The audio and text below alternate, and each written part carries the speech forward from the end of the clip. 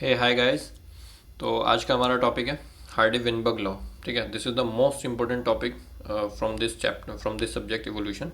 Because आप last year में देखोगे तो लगभग हर साल, मतलब एक आध साल ही स्किप किया होगा यूपीएससी ने जो इससे सवाल नहीं पूछा। तो हार्डी विनबर्ग बहुत इंपॉर्टेंट है, इसको अच्छे से थोड़ा सा मैंने और डिटेल में एक्सप्लेन किया है। ठीक है, तो आप अच्छे से इसको करें और अगर फिर भी कोई डाउट रहता है तो मुझे बताएं। ठीक है, तो चलिए शुरू करते हैं। तो हेडिंग डाल लो, Hardy Weinberg law. Hardy Weinberg law. ठीक है, तो देखो सबसे पहले मैं आपको ये बता देता हूँ कि हम इसमें करने क्या जा रहे हैं। ठीक है, तो सबसे पहले हम देखेंगे हार्डी विनबर्ग लॉ क्या कहता है। तो सिंपल सी लैंग्वेज में अगर मैं बोलूँ तो हार्डी विनबर्ग बोलता है कि अगर एक पर्टिकुलर एरिया में एक पर्टिकुलर पॉपुलेशन रहती है, ठीक है, तो उसमें कुछ चीज़ें जो उसने एज्यूम करी हैं अगर वैसा हो रहा है तो पॉपुलेशन कभी भी चेंज नहीं होगी। तो उस कंडीशन को, जब पॉपुलेशन चेंज नहीं होगी, तो उसको हम बोलते हैं हार्डी विनबर्ग इक्विलिब्रियम। ठीक है, तो उसने कुछ कंडीशंस बताई हैं, तो उसकी अजम्पशन में हम देखेंगे। उसने बोला कि मान लो कोई एक पर्टिकुलर जीन है या एक पर्टिकुलर अलील है। ठीक है, मान लो मैं यहाँ पे एग्जांपल से समझाता हूँ। मान लो एग्जांपल ले लेते हैं कि लेट कोई जीन ए है। ठीक है, इस ये जीन है, जीन ए, इसके दो अलील हैं। अलील तो समझते हो ना, जीन के दो वेरिएंट हो गए तो उसको अलील बोल दिया। मान लो एक ए है और एक स्मॉल ए है। ये मान लो डोमिनेंट है और ये मान लो रिसेसिव है। ठीक है, तो हार्डी विनबर्ग ने बोला कि अगर एक पॉपुलेशन में कोई एक जीन ए है और उसकी कुछ एलीलिक फ्रीक्वेंसी है, ठीक है, मतलब जीन फ्रीक्वेंसी है या एलील फ्रीक्वेंसी है, तो मान लो मैं ये डोमिनेंट जो है इसको वो पी से रिप्रेजेंट कर रहा है, सिंबल है, और जो जितने भी रिसेसिव ये हैं इसके वेरिएंट, इसको ये क्यू से रिप्रेजेंट कर रहा है। तो हार्डी विनबर्ग बोलता है कि ये जो डोमिनेंट और रिसेसिव एलील जो हैं इनकी हमेशा, इनका जो सम होगा वो हमेशा 1 के बराबर होगा। मतलब या तो ये कम ज़्यादा हो सकता है या तो ये कम ज़्यादा हो सकता है, लेकिन हमेशा इन दोनों का समेशन क्या होगा, वो 1 होगा। ठीक है, तो ये कौन बोलता है, हार्डी विनबर्ग बोलता है। तो अगर मैं इसका मान लो बोथ साइड स्क्वायरिंग कर दूँ, बोथ साइड स्क्वायर में अगर कर दूँ इसमें, तो p प्लस क्यू का whole square is equals to 1 का होल स्क्वायर। तो p का स्क्वायर क्या होता है, p square plus 2pq plus q square, A plus B का होल स्क्वायर है ना, तो इक्वल टू 1। तो उसने बोला कि पी स्क्वायर मतलब 2p, मतलब pp। तो उसने बोला कि ये जो फ्रीक्वेंसी है ये आपकी होमोजाइगस डोमिनेंट एलील है। ठीक है, तो this is the frequency of homozygous dominant organism. ठीक है, जो होमोजाइगस डोमिनेंट है, क्योंकि होमोजाइगस है सेम सेम, वैसे ये होमोजाइगस रिसेसिव की हो गया। This is the frequency of homozygous recessive. और उसी तरह से ये आपका क्या हो गया, फ्रीक्वेंसी ऑफ हेट्रोजाइगस, क्योंकि इसमें रिसेसिव और डोमिनेंट दोनों आ गए तो हेट्रोजाइगस हो गया। होमो और हेट्रो तो पता होगा ना, होमो मतलब सेम, तो ये दोनों सेम है, ये दोनों भी सेम है, ये दो अलग अलग आ गए तो हेट्रोजाइगस हो गया। ठीक है, तो हार्डी विनबर्ग ने क्या कहा, समझ में आया आपको। उसने बोला कि इवोल्यूशन जो होता है ना, मान लो एक पर्टिकुलर जीन पूल है, यहाँ पर एक पर्टिकुलर टाइप के ये मान लो जीन ए ही थे। ठीक है, तो ये हमेशा इक्विलिब्रियम में रहेंगे। कब तक, जब तक इसमें कुछ चीज़ें चेंज नहीं होगी। जैसे उसकी अजम्पशन के हिसाब से क्या क्या उसने अजम्पशन लिया कि कब ये इक्विलिब्रियम में रहेगा, कब ये जो इसके वेरिएंट्स हैं वो कब p प्लस क्यू के इक्वल्स टू 1 रहेगा, कब रहेगा, जब उसने बोला कि पॉपुलेशन का साइज़ बहुत बड़ा हो। ठीक है, छोटी पॉपुलेशन होगा तो ऐसा नहीं होगा, बट पॉपुलेशन साइज़ बहुत बड़ा हो तब होगा। अगर मेटिंग जो है वो रैंडम है तब होगा। और फिर उसने बोला कि जो पॉपुलेशन है वो माइग्रेट ना कर रही हो, मतलब ये यहाँ पे रहती हो और यहीं पर रहती हो। और रैंडम मेटिंग का मतलब समझ गया, मतलब रैंडमली मेट कर रहे हैं, किसी को कोई प्रिविलेज नहीं मिल रहा है कि ये इसी के साथ मेट करेगा या इसी के साथ मेट करेगा। तो ऐसा मेटिंग में कोई प्रिविलेज नहीं है, रैंडम मेटिंग है। फिर ये माइग्रेट नहीं कर रहे हैं, तो 3 हो गई। उसके बाद कि जितने भी यहाँ पर जीनोटाइप्स हैं, मतलब ये जितने भी जीनोटाइप्स हैं, ये जेनेटिक जीनोटाइप जितने भी हैं, इनको बराबर चांस मिलेगा सर्वाइवल का। ठीक है, तो बराबर चांस मिलेगा सर्वाइवल का, तो ये मतलब इक्वल कंपटीशन होगा रिप्रोडक्टिव सिलेक्शन के लिए। ठीक है, उसी की वजह से फिर नेचुरल सिलेक्शन हो जाएगा। और फिर इसने लास्ट बोला कि म्यूटेशन नहीं होना चाहिए इसमें। तो अगर ये सारी कंडीशन फुलफिल होती हैं तो हम बोलेंगे कि the population is in Hardy Weinberg equilibrium. आपको समझ में आया मैंने क्या बोला इतनी देर में, कुछ समझ में आया? हाँ, तो ये आपका हार्डी विनबर्ग लॉ कहता है। अब फिर हार्डी विनबर्ग बोलता है कि अगर इनमें से कुछ भी चेंज हो जाता है या ये सारी चेंज हो जाती है, मतलब पॉपुलेशन साइज छोटा हो जाए या रैंडम मीटिंग जो हो रही थी वो नॉन रैंडम होने लग जाए या पॉपुलेशन माइग्रेट कर जाए या जो म्यूटेशन है वो हो जाए, तो इनमें से कुछ भी हो जाए अगर, तो पॉपुलेशन जो है वो इक्विलिब्रियम में नहीं रहेगी। तो अगर हार्डी विनबर्ग के इक्विलिब्रियम को डिस्टर्ब करना है तो इनमें से कुछ ना कुछ चेंजेस करने पड़ेंगे। तो वो हम एक एक करके देखेंगे कि जब चेंजेस करेंगे तो क्या क्या होगा।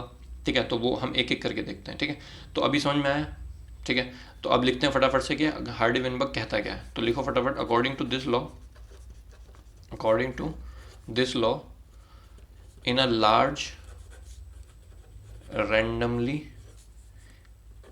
mating population, large randomly population, the gene frequency of a gene या allele remains constant। ठीक है, कांस्टेंट रहेगी generation after generation, generation after generation, when, जो मैंने अभी यहाँ पे बोला, सिलेक्शन, म्यूटेशन, है ना, selection, mutation, migration do not occur. ठीक है, या तो हो ही ना, या अगर हो भी, मान लो बाई चांस हो भी, तो बहुत ही नेग्लिजिबल हो, और आर नेग्लिजिबल। ठीक है, तो ये आपका हार्डी विनबर्ग लॉ कहता है। समझ में आ गया हार्डी विनबर्ग लॉ क्या कहता है। Okay, very good. ठीक है, फिर ये आप यहाँ पे लिख लो इसके बाद के, the law state mathematically relationship between allelic frequency and genotype. तो लिख लो, the law state mathematical relationship between allelic frequency and genotypic frequency। ठीक है, तो जो एलिलिक फ्रीक्वेंसी है और उसकी जो जीनोटिपिक फ्रीक्वेंसी है उसके बीच में मैथमेटिकल रिलेशन। ठीक है, तो बस फिर आप यहाँ से लिख लेना कि let gene A has two alleles, A and B, और फिर उसके बाद ये ए डोमिनेंट है, बी रिसेसिव है, और पी को हमने क्या मान लिया, पी क्या है, it is the frequency of dominant Aleel, this is the frequency of dominant अलील। ठीक है, और ये फ्रीक्वेंसी ऑफ रिसेसिव अलील। तो इन दोनों का सम हमेशा क्या होगा, वो 1 के बराबर होगा। ठीक है, समझ में आ गया। उसके बाद फिर ये लिख लो कि जो इवोल्यूशन है, evolution involve the change in gene pool. ठीक है, तो अगर एक पॉपुलेशन को हार्डी विनबर्ग इक्विलिब्रियम में रहना है तो उसको अपनी जीन फ्रीक्वेंसी में कोई चेंज नहीं शो करना चाहिए। लेकिन अगर मान लो वो एक सेकेंड, ठीक है, तो ये लिख लो जो मैंने बोला कि evolution involves change in gene pool. ये जीन पूल, जीन फ्रीक्वेंसी, ये तो सब क्लियर है ना टर्म्स। अगर नहीं है तो मैं बता देता हूँ, लिख देता हूँ। चलो मैं लिख ही देता हूँ, पहले इसको लिख लेते हैं। Evolution increases, evolution involve change in gene pool and a population in Hardy Weinberg equilibrium shows no change in gene frequency. ठीक है, तो ये, और अगर चेंज शो नहीं करना है तो उसके लिए कुछ अजम्पशन फुलफिल करनी पड़ेगी। तो for to remain unaffected it should fulfil some assumptions. ठीक है, तो जो अजम्पशन हमने शुरू में बोली वो अजम्पशन, अब हम यहाँ पे अजम्पशन लिखेंगे कि क्या क्या अजम्पशन है वो। ठीक है, उससे पहले मैं आपको ये डेफिनेशंस बता देता हूँ, मतलब दो लाइन में जीन पूल बता देता हूँ। तो जीन पूल क्या होता है, देखो जीन पूल का मतलब होता है कि, दिख रहा है, हाँ यहाँ पे मैं बता दूँ। ठीक है, तो ये एक पर्टिकुलर एरिया में कोई पॉपुलेशन रहती है, तो यहाँ पर जितने भी टाइप के अलील्स होते हैं, जितने भी टाइप के जीन्स होते हैं, ठीक है, जितने भी टाइप के जीन हैं और उनके जितने भी अलील्स हैं, ठीक है, वो इस पॉपुलेशन में प्रेजेंट अगर हैं तो हम इसको बोलेंगे उस पॉपुलेशन का ये एक जीन पूल है। तो एक लाइन में लिख लो जीन पूल के बारे में।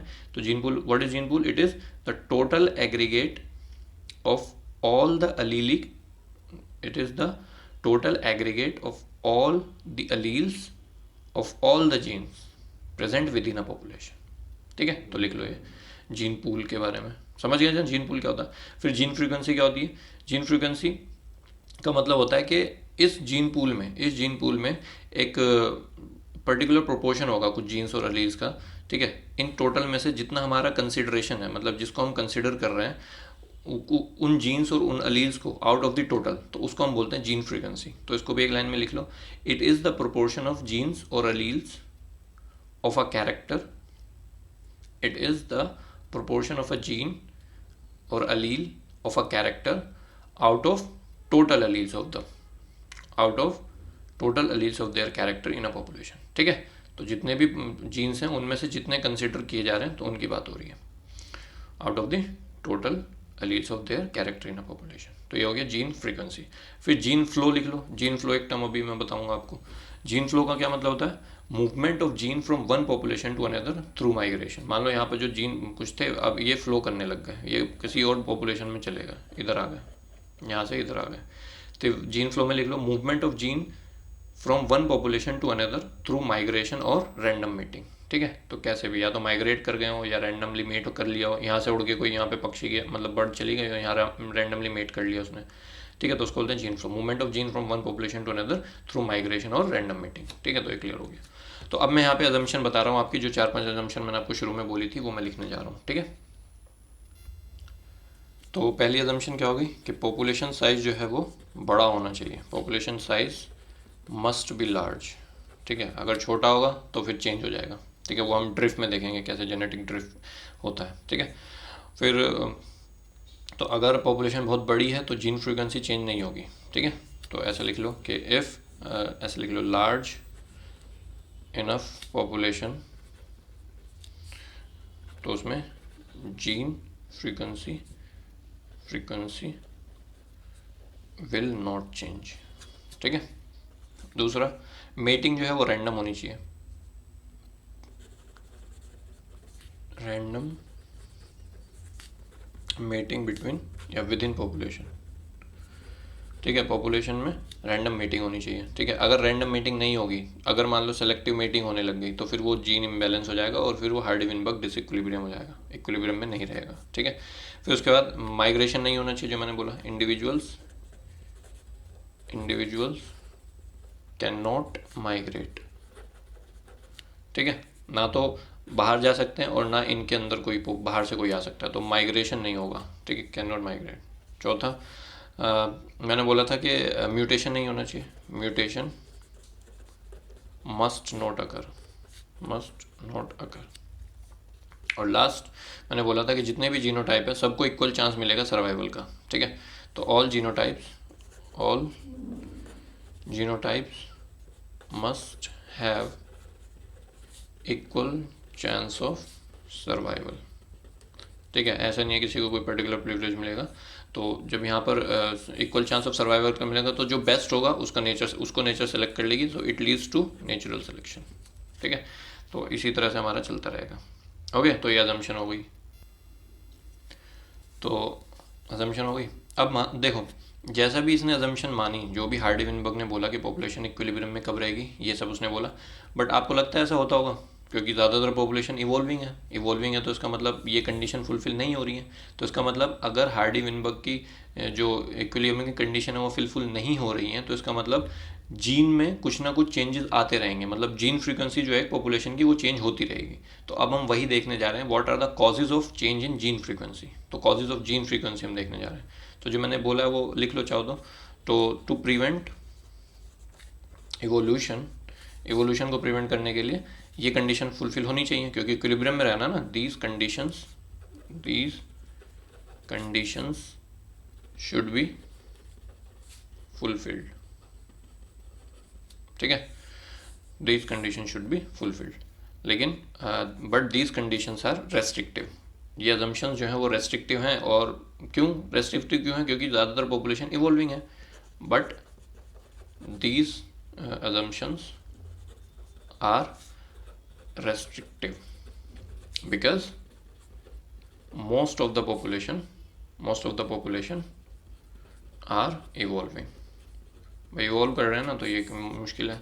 देयरफॉर आप बोल सकते हो कि Hardy-Weinberg theorem provides useful theoretical framework, ठीक है, फॉर एग्जामिनिंग क्या एग्जामिन करने के लिए? Changes in the gene frequency, changes in the gene frequency in population. ठीक है, तो ये हो गया आपका। अब फिर मैंने बोला कि कॉजेज हम पढ़ लेते हैं। तो what are the causes, causes of change in gene frequency. क्या वजह है, क्या रीजन है जिसकी वजह से ये हो रहा है। ठीक है, तो हार्डी विनबर्ग थ्योरम हमें क्या बोलती है, हमें बोलती है कि कुछ ऐसी सिचुएशंस होंगी, कुछ ऐसे फैक्टर्स होंगे जो अगर चेंज हो गए तो पॉपुलेशन की जो जीन फ्रीक्वेंसी है वो भी चेंज हो जाएगी। तो उन फैक्टर्स को हमने बोला ड्राइविंग फोर्स ऑफ इवोल्यूशन। क्या बोला हमने, ड्राइविंग फोर्स ऑफ इवोल्यूशन। तो यही जो मैंने बोला इसको इंग्लिश में लिख लो, और फिर उसके बाद एक एक करके हम वो फैक्टर्स पढ़ेंगे, वो सिचुएशंस पढ़ेंगे जो हमने अजम्पशन में मानी है ना, उसी से रिलेटेड है। ठीक है, तो ऐसे लिख लो कि Hardy Weinberg theorem provides the situation under which gene frequency of a population can change। ठीक है, तो ये सिचुएशन है, या आप बोल सकते हो फैक्टर्स हैं, कुछ फैक्टर्स। ठीक है, और इनको हमने क्या बोला, these are called driving force of evolution. ठीक है, तो इनको हमने ड्राइविंग फोर्स ऑफ इवोल्यूशन बोला, इन्हीं की वजह से इवोल्यूशन हो रहा। तो एक एक करके देखते हैं। तो सबसे पहले हम देखते हैं नॉन रैंडम मीटिंग, क्योंकि इसने बोला मीटिंग जो है वो रैंडम होनी चाहिए, बट हम देखेंगे कि अगर नॉन रैंडम मीटिंग होगा तो उसमें इवोल्यूशन होने के चांसेस हैं। ठीक है, तो आप समझ गए ना क्या हमने किया, हमने देखा हार्डी विनबर्ग क्या कह रहा है, फिर उसने हार्डी विनबर्ग इक्विलिब्रियम की कंडीशन दी कि ये फैक्टर्स अगर आपके फुलफिल होते हैं, ये अजम्पशन अगर फुलफिल होती है तो ही पॉपुलेशन आपकी उसमें रहेगी, किसमें, इक्विलिब्रियम में। लेकिन अगर ये चेंज हो जाते हैं, जो कि होते ही हैं, तो फिर आपका इवोल्यूशन हो जाएगा। अगर ये कंडीशन फुलफिल होती है तो इवोल्यूशन नहीं होगा। तो उसकी जो अजम्पशन है, जब उससे हम डेविएट हो जाएंगे तो हमें पता चल जाएगा कि हाँ भाई इन इन वजहों से इवोल्यूशन हुआ है। ठीक है, तो हम वही पढ़ने जा रहे हैं कि जीन फ्रीक्वेंसी में चेंज किस किस वजह से हुआ, और जब जीन फ्रीक्वेंसी में चेंज होता है तब आपका इवोल्यूशन होता है, तभी तो आपका इवोल्यूशन होता है जब जीन फ्रीक्वेंसी में चेंज आता है। ठीक है, तो आई होप आप समझ गए होंगे। अब एक एक करके हम देखते हैं। तो सबसे पहले हम नॉन रैंडम मीटिंग देखते हैं, मतलब सेलेक्टिव मीटिंग। तो नॉन रैंडम मीटिंग डाल लो फर्स्ट।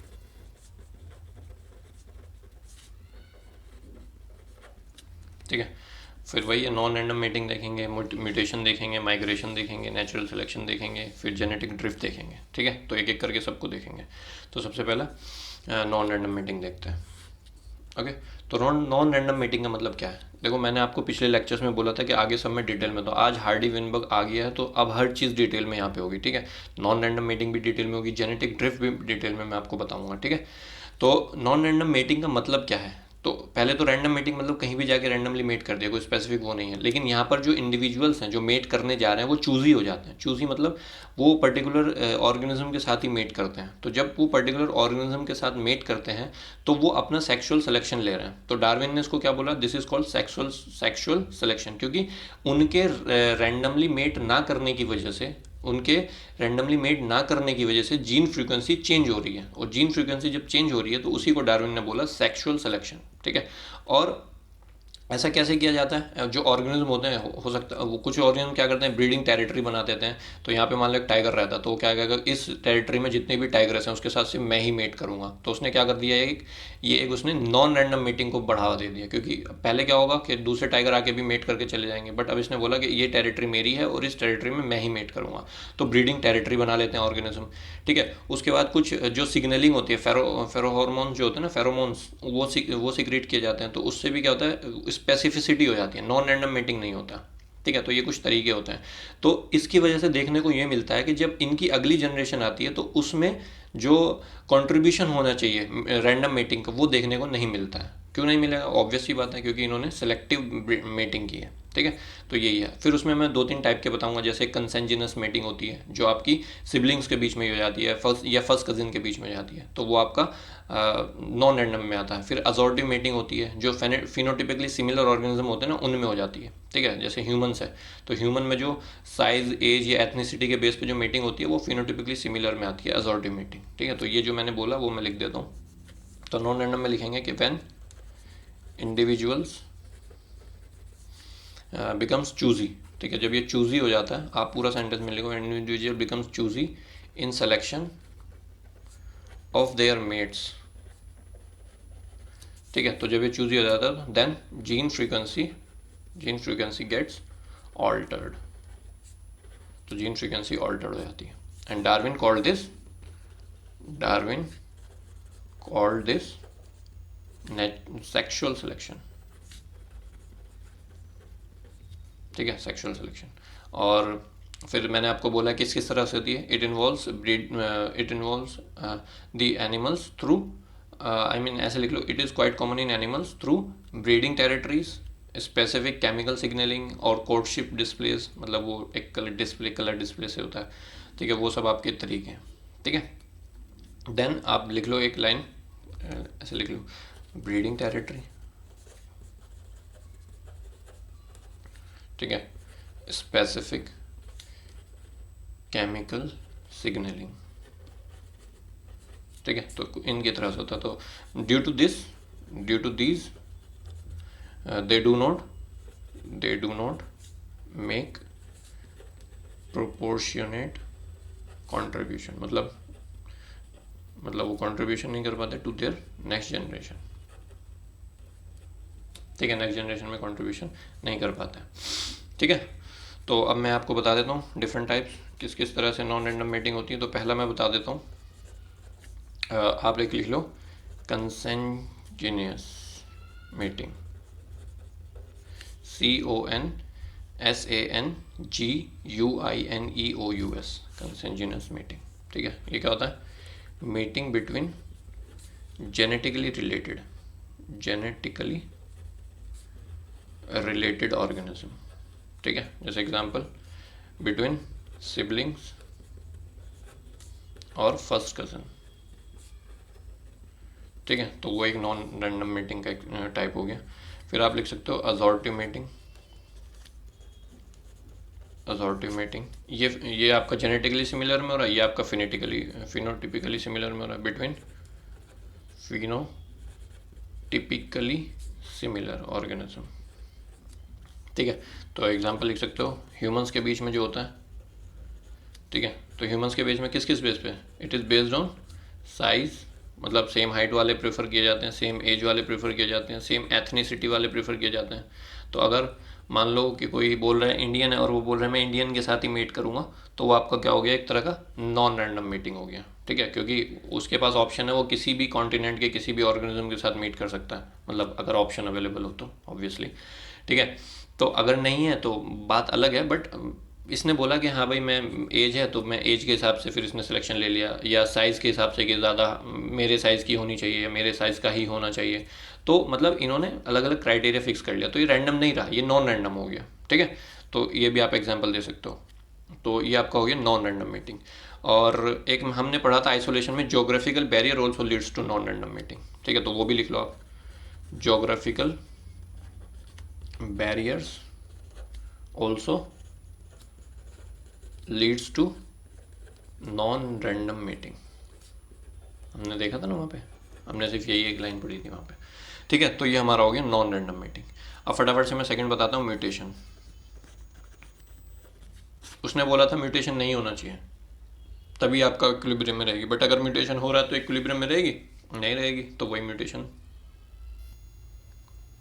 तो म्यूटेशन, ठीक है। म्यूटेशन आपको पता ही है कि मान लो ये कोई डीएनए है, इसमें कोई भी जीन है या कोई भी क्रोमोसोम है, ठीक है, क्रोमोसोम है, तो मान लो इसमें अगर म्यूटेशन हो गया, तो अगर इसमें म्यूटेशन हो गया तो क्या होगा, ये जो जीन है या ये जो क्रोमोसोम है या जो भी डीएनए है उसमें क्या हो जाएगा, जो पर्टिकुलर जीन है या पर्टिकुलर अलील है उसमें चेंजेस आ जाएंगे। तो चेंज इन द जीन और अलील या क्रोमोसोम, उसमें अगर चेंज आ गया तो उस चेंज की वजह से क्या होगा, वेरिएशन आ जाएगा, it leads to genetic variation, ठीक है ना भाई वेरिएशन आएगा ही ना, अगर म्यूटेशन हो गया तो वेरिएशन आएगा ही, इसकी वजह से क्या होगा, देयरफॉर इवोल्यूशन हो जाएगा, ठीक है। तो अगर म्यूटेशन नहीं हो रहा है तो इवोल्यूशन नहीं हो रहा है, मतलब ये अगर फैक्टर नहीं हो रहा तो उसका मतलब इसकी वजह से इवोल्यूशन नहीं होगा, बट अगर ये होगा तो इसकी वजह से इवोल्यूशन होगा ही होगा। तो आप लिख लो कि mutations are random events which leads to changes in the structure of genes और क्रोमोसोम्स, ठीक है।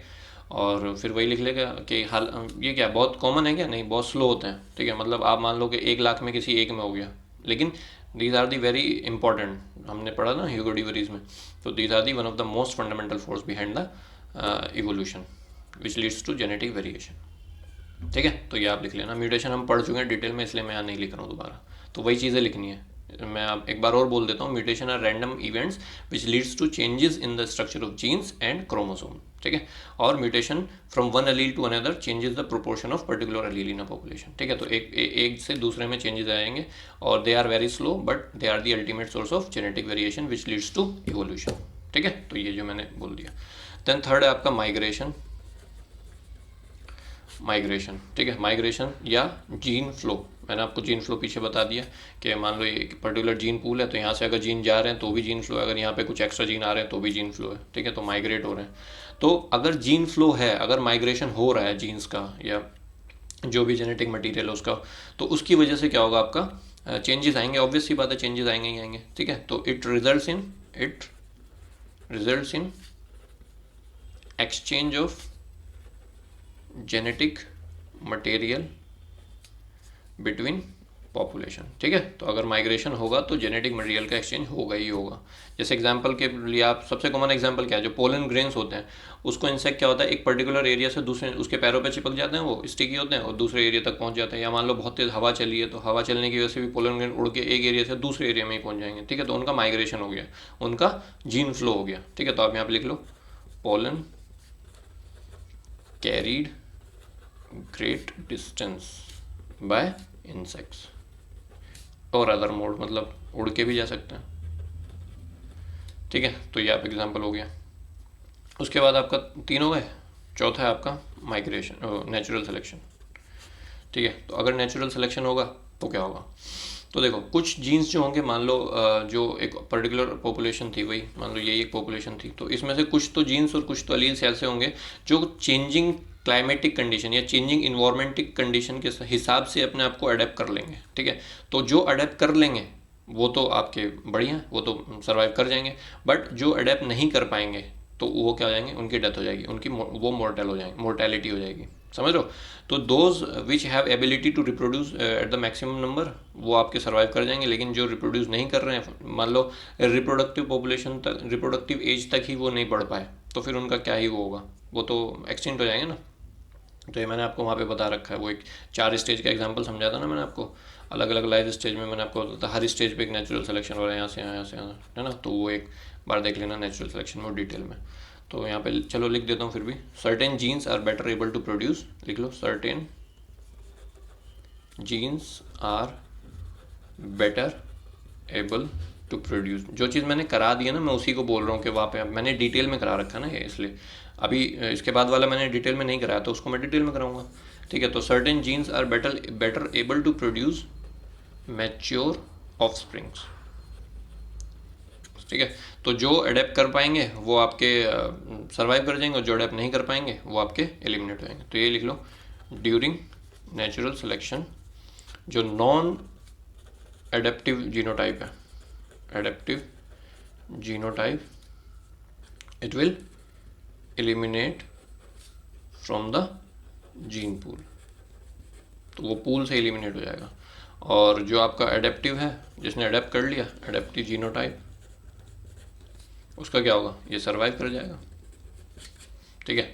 तो फिर ये जो इनका एलिमिनेशन हो गया ना, तो मतलब एक पर्टिकुलर टाइप ऑफ जीन जो है वो निकल ही गए उस जीन पूल से, तो इसकी वजह से इवोल्यूशन हो गई, ऑब्वियस सी बात है। बट अगर ये रहते, अगर ये नहीं निकलते तो फिर वो इक्विलिब्रियम में रहती, ठीक है। तो ये फोर्थ हो गया। नेक्स्ट है आपका जेनेटिक ड्रिफ्ट, ठीक है, ये अगले पेज पे बताता हूँ। फिफ्थ है जेनेटिक ड्रिफ्ट, ये अच्छे से समझ लो, ये बहुत इंपॉर्टेंट है, इस पर अलग से भी क्वेश्चन आ सकता है। ये इसको हम बोलते हैं सीवोल राइट इफेक्ट, क्योंकि सीवोल साइंटिस्ट ने दिया था इसलिए सीवोल राइट इफेक्ट बोल दिया, ठीक है।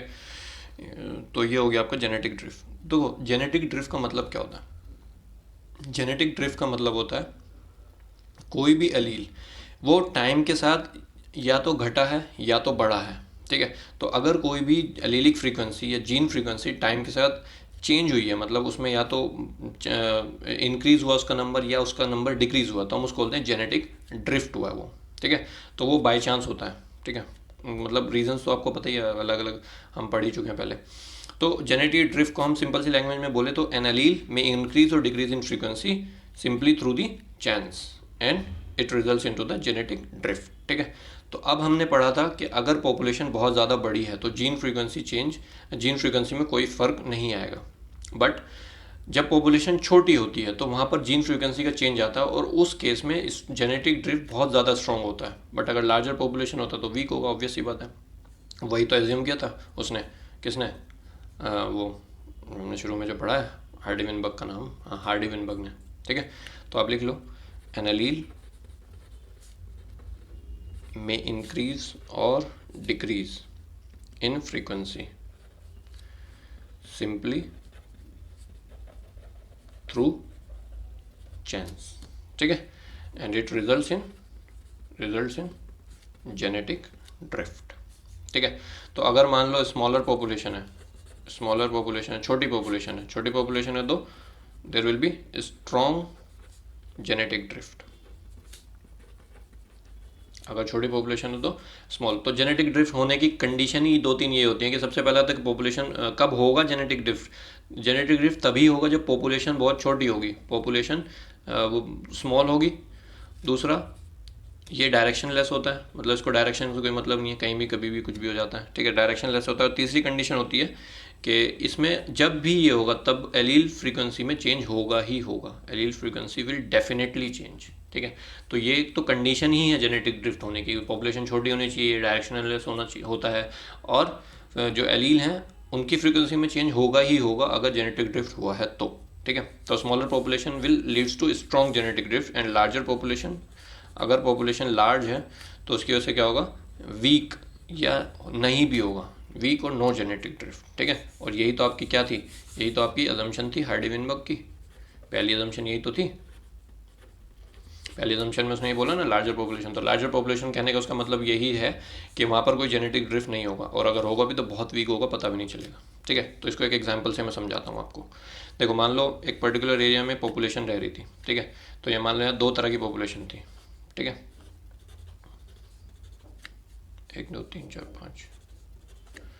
ठीक है, तो ये एक पॉपुलेशन थी। तो यहाँ पर मान लो इस वाली जो एलील है, ये वाला जो एलील है इसको मैं पी से रिप्रेजेंट कर रहा हूँ और इस वाले एलील को मैं क्यू से रिप्रेजेंट कर रहा हूँ। ठीक है, तो इस वाले एलील, दोनों एलील शुरू में बराबर थे, मान लो ये भी 0.5 था और ये भी आपका 0.5 था। ठीक है, फिर मान लो टाइम के साथ चीज़ें बदली, मतलब इवोल्यूशन हो रहा, तो उसके लिए जितने भी फैक्टर रिस्पॉन्सिबल है, नेचुरल सिलेक्शन हो गया, माइग्रेशन हो गया, आइसोलेशन हो गया, स्पेसीज, कुछ भी, मतलब जितने भी फैक्टर्स हम पहले पढ़ चुके हैं इवोल्यूशन होने के, उसमें से कुछ भी हुआ, और मान लो हाथी का पैर ही पड़ गया तो इतने मान लो निपट गए, कुछ भी हुआ। ठीक है, नेचुरल डिजास्टर हो गया, कुछ भी हो गया मान लो। ठीक है, तो क्या हुआ, टाइम के साथ हमने देखा कि इस पॉपुलेशन में हमने कुछ चेंजेस देखने को मिले कि ये जो राउंड वाला जो एलील था इसका नंबर तो बढ़ने लगा, और ये जो ट्रायंगल वाले थे इनका नंबर जो था वो घटने लगा। ठीक है, तो मान लो जो हमने राउंड को पी से रिप्रेजेंट करना, तो पी मान लो 0.7 हो गया यहाँ पे आपका, और यहाँ पे क्यू जो था वो आपका 0.3 रह गया। ठीक है, 3 ही रह गए, लेकिन इन दोनों का सम तो 1 ही होना चाहिए ना, ये तो हार्डी विनबर्ग ही बोलता है। उसके बाद मान लो फिर इसमें कुछ चेंजेस आए। ठीक है, तो कुछ चेंजेस आए तो फिर से इसमें मान लो कि फिर इवोल्यूशन हुआ तो ये और इनके नंबर बढ़ गए और ये ऐसे हो गया, तो पी मान लो यहाँ पे 0.9 हो गया और क्यू जो है वो आपका 0.1 हो गया। फिर एक टाइम ऐसा आया कि सारे के सारे जो थे वो यही बचे, और पी जो था वो 1 हो गया, क्यू जो था वो 0 हो गया, तो ओवरऑल अभी भी 1 ही है। ठीक है, दोनों का सम तो अभी भी 1 ही है। तो ये जेनेटिक ड्रिफ्ट को शो कर रहा है। ठीक है, जेनेटिक ड्रिफ्ट को शो कर रहा है, समझ गए मेरी बात, समझ गए कैसे कैसे कुछ हो रहा है। ठीक है, तो एक पर्टिकुलर एलील ही एक्सटिंक्ट हो गया, या ये तो मैंने एग्जांपल से बताया, इसको मैं जीनोटाइपिकली भी बता सकता हूँ कि मान लो एक पॉपुलेशन थी उसमें ए था, तो मतलब सिर्फ इसी टाइप के पॉपुलेशन रहा करती थी, है ना, तो ये इसी टाइप की थी। तो इनमें मान लो मीटिंग होने लगी, मान लो इन दोनों में मीटिंग हुई, तो इन दोनों में जब मीटिंग हुई तो मीटिंग होने के बाद क्या हुआ, तो ये आपका गैमेट बनाओगे तो 2 गैमेट इसके बनेंगे और 2 गैमेट इसके बनेंगे। ठीक है, फिर इनमें क्रॉस कराओगे तो ए और ए। ठीक है, तो ये आपका, इसमें तो कोई चेंज नहीं है। मान लो इन दोनों में मीटिंग हो गई। ठीक है, तो अगर इन दोनों में मीटिंग हो गई तो बनेगा ए और ए। देखो, एक नया टाइप का जीनोटिपिक वेरिएंट आ गया। ये था क्या ओरिजिनल पॉपुलेशन में? नहीं था। तो यही होता है जेनेटिक ड्रिफ्ट के टाइम पे, यही होता है। ठीक है, कुछ हो गया, कुछ चेंज आ गया। ठीक है, तो ये हो गया। अब इसको समझने के लिए और जेनेटिक ड्रिफ्ट को और डीप में थोड़ा सा मैं आपको बताऊं, तो इसको समझने के लिए हमारे पास दो एग्जाम्पल बोलो या तो उनको टाइप्स बोल लो, या बोल लो समझने के लिए हमारे पास दो तरीके हैं। तो we have two examples of genetic drift, या we have two types of genetic drift. कुछ लोग इसको टाइप्स बोलते हैं, कुछ लोग इसको एग्जाम्पल बोलते हैं, और कुछ लोग बोलते हैं कि इसको समझने के लिए दो तरीके हैं। तो आप जो अच्छा लगे आप वो समझ लो। तो मैं यहाँ पे लिख लेता हूँ टू वेज टू अंडरस्टैंड। मैं इसको यही मानता हूँ कि मुझे लगता है दो तरीके हैं समझने के, to understand the genetic drift. ठीक है, तो क्या दो तरीके हैं जेनेटिक ड्रिफ्ट को समझने के? तो मैं इनको दो एग्जांपल्स आपको समझाता हूँ। एक का नाम है आपका बोटलनेक इफेक्ट। क्या है एक का नाम? Bottleneck effect. और एक का नाम है आपका founder effect. Bottleneck effect and founder effect. मैं इन दो तरीके से आपको ये समझाऊंगा कि जेनेटिक ड्रिफ्ट कैसे हो रहा है। ठीक है, तो मैं ये बताता हूँ। तो बोटलनेक इफेक्ट मैं आपको बताता हूँ। सबसे पहले बोटलनेक इफेक्ट क्या होता है। ठीक है, तो बोटलनेक इफेक्ट का मतलब क्या है? तो नाम में आ रहा है बोटलनेक। तो बोटल आपको पता है कैसी होती है? बोटल ऐसी होती है। ठीक है, इसको मैं उल्टा करके बनाता हूँ तब समझ में आएगा। ऐसे देखो, नहीं समझ में तो अभी भी आ गया होगा। बोटल ऐसी होती है ना, ऐसे करके कुछ होती है। ठीक है, तो ये बोटल है। तो अब यहाँ पर क्या हुआ, बोटल नेक। मान लो इस बोटल में कुछ पर्टिकुलर टाइप के जो जीन्स थे वो रहते थे, मतलब कुछ पर्टिकुलर टाइप के मैं इसमें एलीज डाल देता हूँ। ठीक है, तो मैं इसको एग्जाम्पल, ओरिजिनल एग्जाम्पल भी देता हूँ। जैसे यहाँ पर एक एग्जाम्पल मैं आपको लिख के दूंगा। एक नदर्न एलिफेंट सील करके है, नदर्न एलिफेंट सील। ठीक है, तो मान लो उसी के इसमें जीन पड़े हुए हैं। ठीक है, तो नदर्न एलिफेंट सील जो है, तो हुआ क्या कि लगभग आपका 1800 के आसपास, क्या था 1800 के आसपास अगर आप देखो तो इनके जो नंबर्स थे वो यहाँ पर मैं लिख देता हूँ। 1800 के बाद हमने देखा तो इनके लगभग नंबर 1000 के आसपास थे। ठीक है, 1000 के आसपास इनके नंबर हुआ करते थे।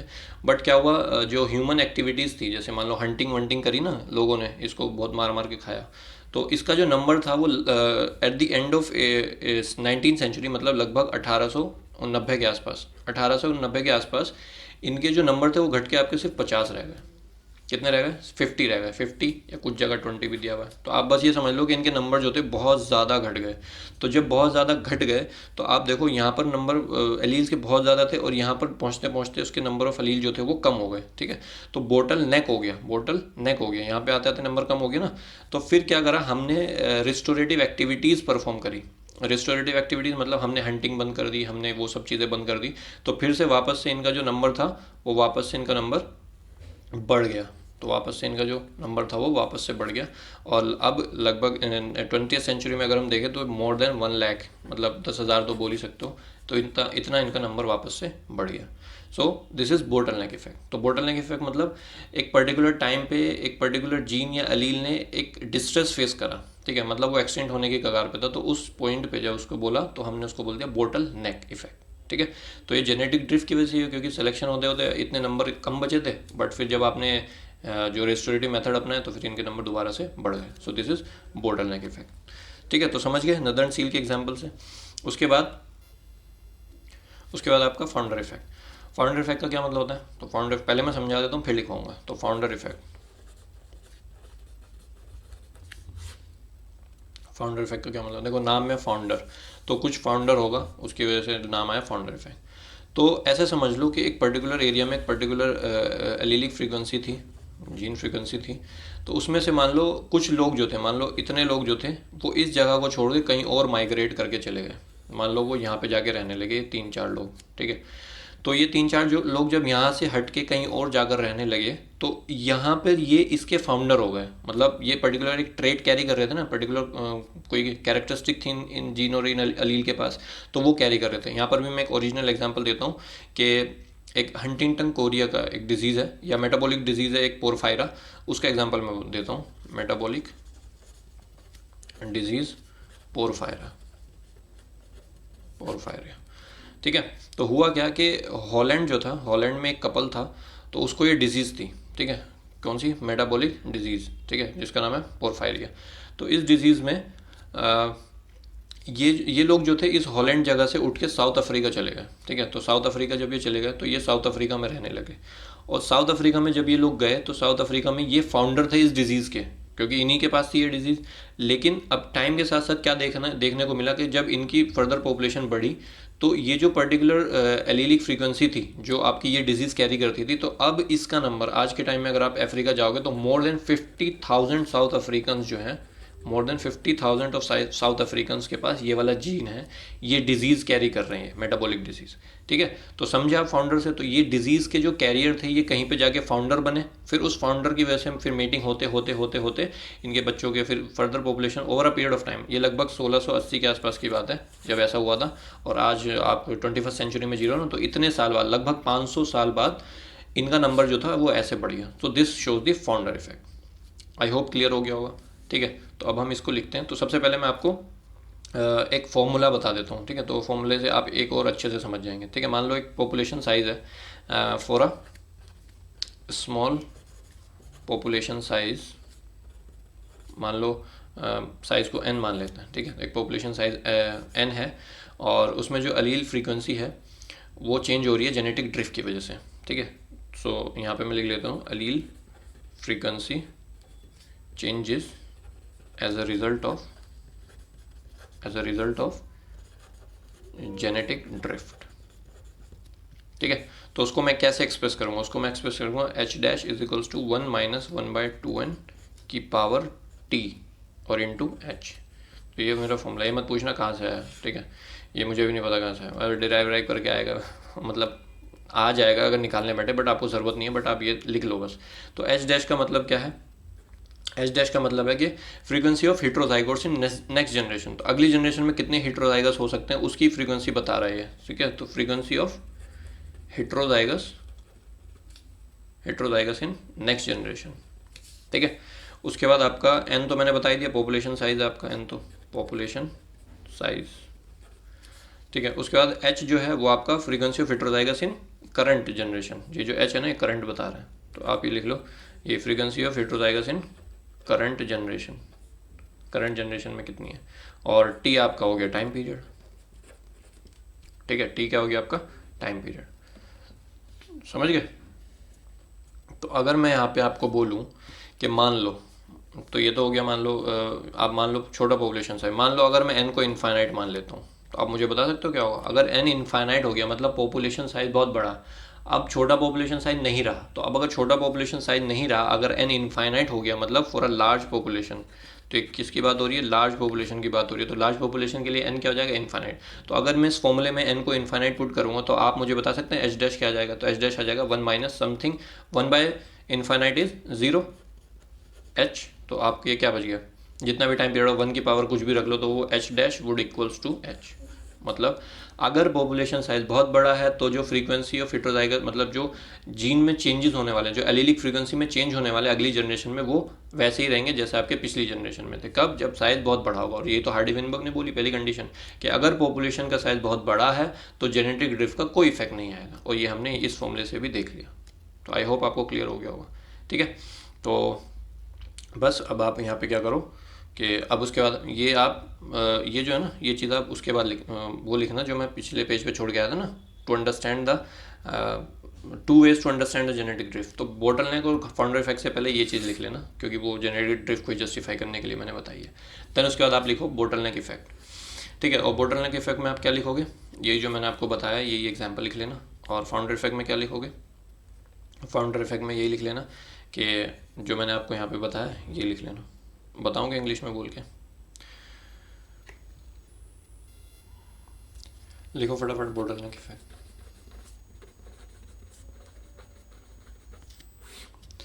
तो बोटलनेक में मैंने आपको बोला कि एक बोटल है, वहाँ से पॉपुलेशन जो है वो यहाँ पे सर्वाइविंग पॉपुलेशन बची, ये लगभग 1000 थे, फिर 50 बचे, फिर सर्वाइविंग पॉपुलेशन के बाद फिर हमने स्टेप्स लिए, फिर वापस से ये ओरिजिनल पॉपुलेशन जो थी वो बढ़ गई नंबर में। ठीक है, तो ये लिखना। तो लिखो it is describe as the loss of, it is described as the loss of genetic variation,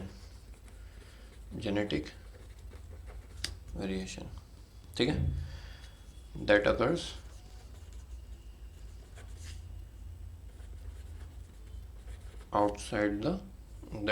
due to outside forces। That occurs after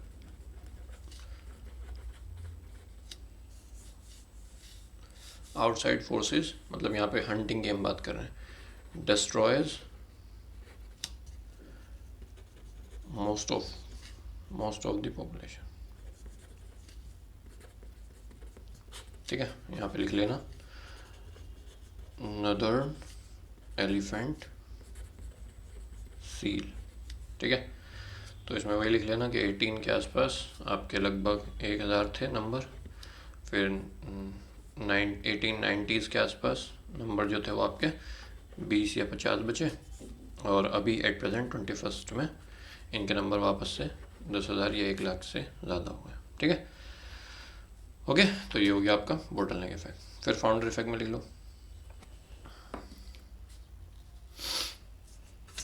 लेकिन एक चीज़ और ध्यान रखना कि अगर बोटलनेक इफेक्ट हो रहा है तो इस इतनी कम जेनेटिक डाइवर्सिटी के साथ, मतलब सिर्फ इतनी ही जेनेटिक डाइवर्सिटी के साथ इस पॉपुलेशन का कंटिन्यू करना बहुत मुश्किल हो जाता है। तो अगर यहाँ पर ह्यूमन एफर्ट्स नहीं लगाए जाते, मतलब नहीं लगाए जाते, तो ये ऑब्वियस सी बात है, ये एक्सटिंक्ट हो जाता। तो there is a huge threat to their survival if the number of genetic diversity और जेनेटिक वेरिएशन डिक्रीजेस। ठीक है, तो बहुत कम पे जाके ये आपका सर्वाइव नहीं कर पाते in until and unless outside intervention is made.